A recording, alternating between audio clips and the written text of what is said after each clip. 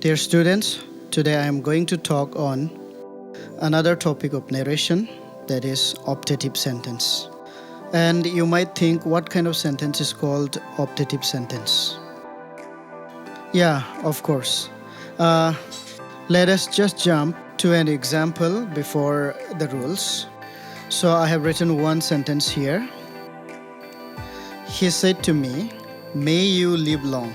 So you see, "may you live long" is a kind of wish, maybe wishing somebody good or bad in their situation, is a kind of optative sentence. Okay?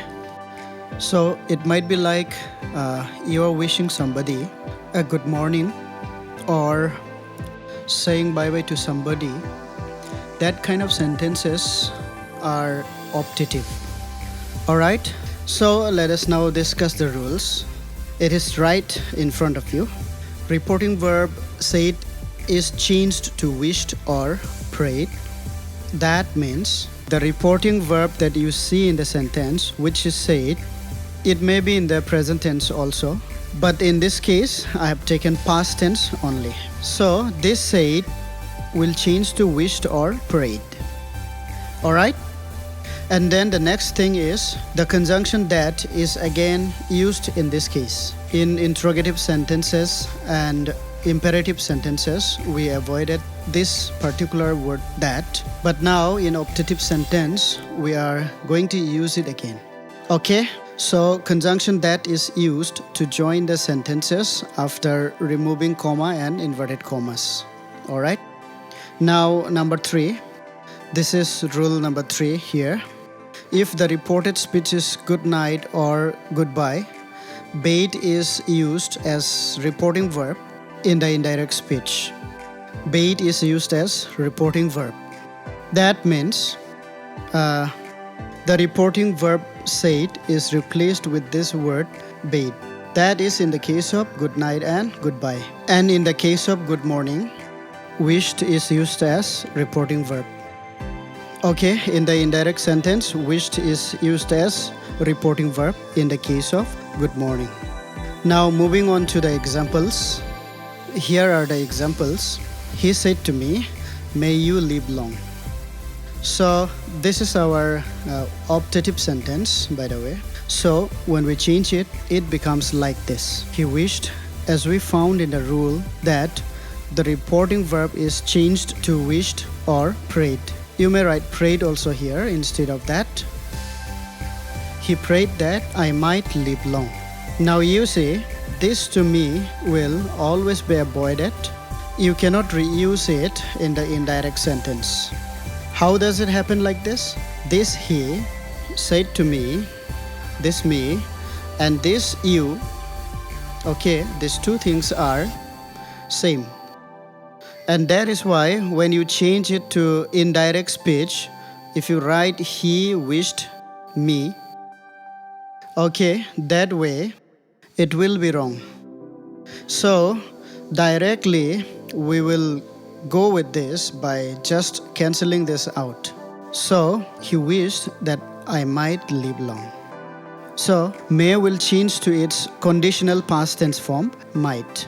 Now in this you live long, this you will first of all come here, take the place of the subject, and the subject will sit before the auxiliary verb. Here it is a modal auxiliary verb. The pronoun here, the second person pronoun will change to the first person pronoun based on this, okay? He wished that I might live long. In the next sentence, you see, she said to me, "May your enemy go to hell." You would love this sentence, by the way. But then, let's see as per the rule. She said to me. Now, are you going to change it to wished? Absolutely no. Because that's a different situation, that the mood of this sentence is not wished. It is a curse, okay? So we are going to change it to cursed. She cursed that my enemy might go to hell. Alright? She said to me, this your enemy will change to my enemy. Because of this, the second person pronoun will change to first person pronoun. Okay? So that's how my enemy will go to hell. Understood? Moving on to some more examples, as I have talked about in rule number 3 here, we will find some more examples to solve it. Here are the examples for this. He said to me, "Good night." So, for good night or goodbye, we have to use bade in the case of reporting verb. So, he bade me good night. Here, he said to me, "Good morning."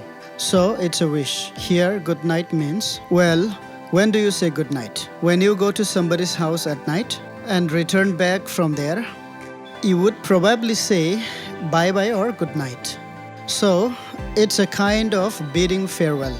Therefore, we have to use bid or bade. Bid in the present tense and bade in the past tense. Here, he said to me, "Good morning" means that you are approaching face to face with someone and you are not saying bye-bye in that case. So, we have to use wished in that sense. He wished me good morning. Okay, students, lastly, we are going to discuss on the rules of exclamatory sentences. Exclamatory sentences means the sentences that actually tell us some kind of surprise, some kind of pain, sorrow, excitement, that kind of moods. So, rule number 1, you see, interjections are replaced by the mood of exclamation in the reporting verb itself. The mood of exclamation. So, interjection means words like hooray, alas, bravo, etc. So, these kind of words are called interjections because they bring out some kind of sudden feelings, some kind of sudden joy, outburst of joy, outburst of pain, outburst of sorrow, that kind of things. That is why we call them interjections. So, these interjections, okay, the moods created by this kind of words are actually replaced in the reporting verb itself by the mood of exclamation, okay? So, it is already replaced there. So, we don't have to reuse this kind of words in the sentence, okay? The next thing is inverted commas are replaced by that. So, here also conjunction that is going to be introduced again. So, while removing comma and inverted commas, we have to use conjunction that, okay? Then, the next thing here, note of exclamation is changed to full stop. So, in the exclamatory sentence, we generally end with exclamation mark either in the beginning or at the end. So, maybe with interjection or at the end of the sentence. So, these exclamation marks are actually removed and a full stop is put at the end when we change it from direct speech to indirect speech. Alright? Then, rule number 4, person and tense will change according to the rules of assertive sentence. So, I have explained to you the rules of assertive sentences, how to change a sentence from direct to indirect. So, based on that same rules will be applied here again based on person and tense. That means if the reporting verb is past tense, the tense of the reported speech will change to its corresponding past tense form.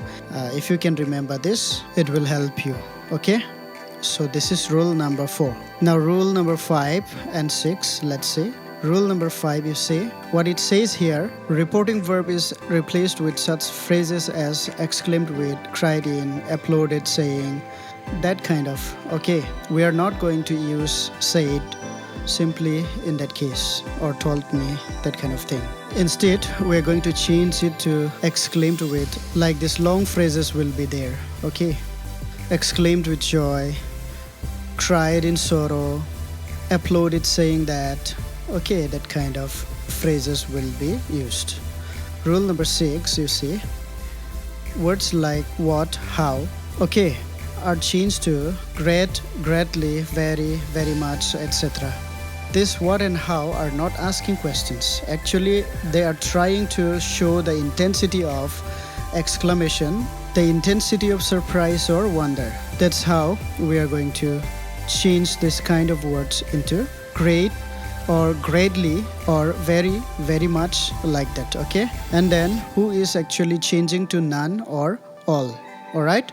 So these are the rules, and I think one after another we are going to discuss them with examples. Here are the examples. He said, "How happy I am." He exclaimed with joy that he was very happy. So in this "how happy I am," you look at this. How is not asking question, as I have told you already, but the mood of this exclamatory sentence is already projected here. He exclaimed with joy, and then after removing comma and inverted commas, we use conjunction. How happy I am. This will be changed like this. Your subject will come first, and then auxiliary verb, and then this. So this how happy, now this complete mood, how happy, will change to very happy, because this how is trying to show the intensity of the person's happiness. Okay, that's why how happy will change to very happy, as we have discussed in the rules. So he exclaimed with joy that he was very happy. Alright. Then next sentence is, you see, he said, "Hurray, I have won." Here, hooray is a kind of applause. Okay, so he applauded saying that he had won. Alright, he applauded saying that, so that will come as conjunction, but applauded saying that is what we need to do with hooray. So now the reporting verb is changed along with this with a mood of interjection. So he applauded saying that he had won. I have won. This is present perfect, so it will change to past perfect. He had won according to the rules of assertive sentence. Okay, and the next sentence here, he said, "What a beautiful picture." So the word what is trying to show the intensity of the beauty of the picture. So our sentence, when it is changed, it becomes, he exclaimed with delight that the picture was very beautiful. That the picture was very beautiful. Now, this can be slightly changed this way also. Instead of writing that the picture was very beautiful, we can also write that it was a very beautiful picture. Okay, just to elaborate this, I'll give you another example. Now look at this example. He said, "What a glossy car." He exclaimed with wonder that the car was very glossy. This sentence can be slightly different. You may write like this: "What a glossy car it is." But then we generally avoid this one. And that's why when we change the sentence from it is, we have it was. Okay, from it is we get it was. What will change to very, and glossy car. Okay, this is what we get.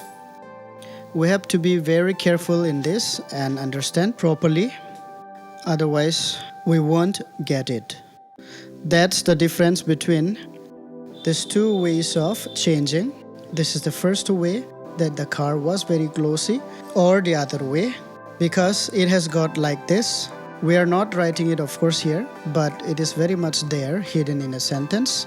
Okay, it is understood, and for this reason we can change the sentence. Instead of changing this way, like this also, it was a very glossy car. That it was a very glossy car. Okay, find more sentences, keep practicing, and if you have any problems, revert back to me. So this much is your narration from start to finish. Okay, thank you very much.